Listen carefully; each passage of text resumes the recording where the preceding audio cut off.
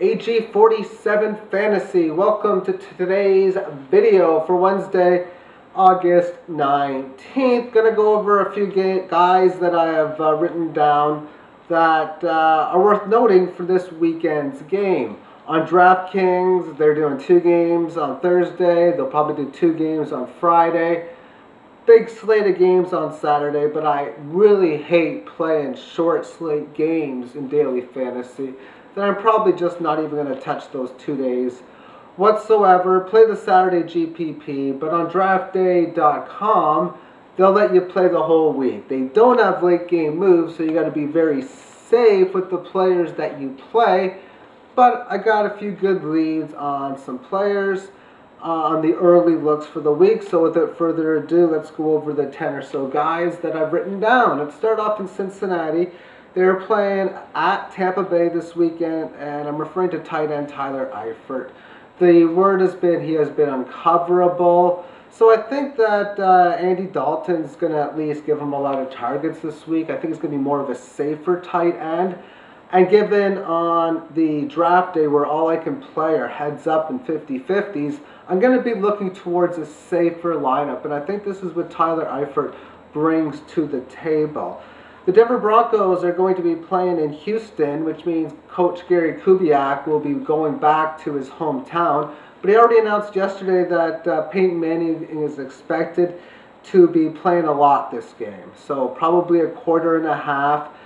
That probably means he's going to be in my lineup. And I'm also going to probably put Demaryius Thomas in with him for both the DraftKings GPP as well as the draft day game.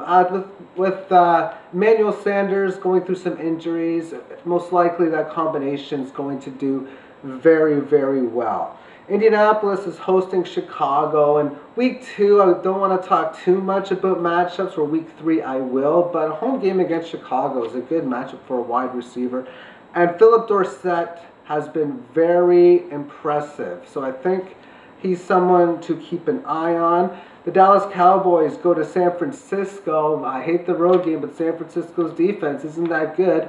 And Darren McFadden has been getting most of the first team reps. There's been a lot of injuries in the Dallas running back situation, but McFadden isn't that reliable of a running back either. For the Jacksonville Jaguars, who are going to be playing a road game against the New York Giants, running back Bernard Pierce has been making a strong push for getting some playing time, so he's someone who may play a decent amount this weekend. For the Detroit Lions, the last couple of videos I've been saying Detroit Tigers, but it's a tough situation because Zenner has been, the running back that is, has been the first team guy, and Amir Abdullah, the more talented back, has been part of the second team back. I think if you have to choose between anyone, I'd still go with Amir Abdullah because I think his talent set is just really high, and I'm probably going to place him into my lineup.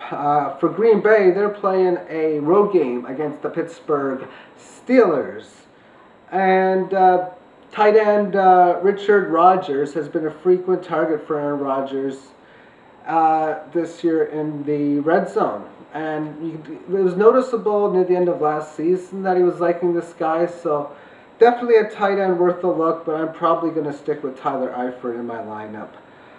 For the Carolina Panthers, they're playing a home game against Miami, and I might pronounce this guy's name wrong. He's a rookie, Devin Fuchnes.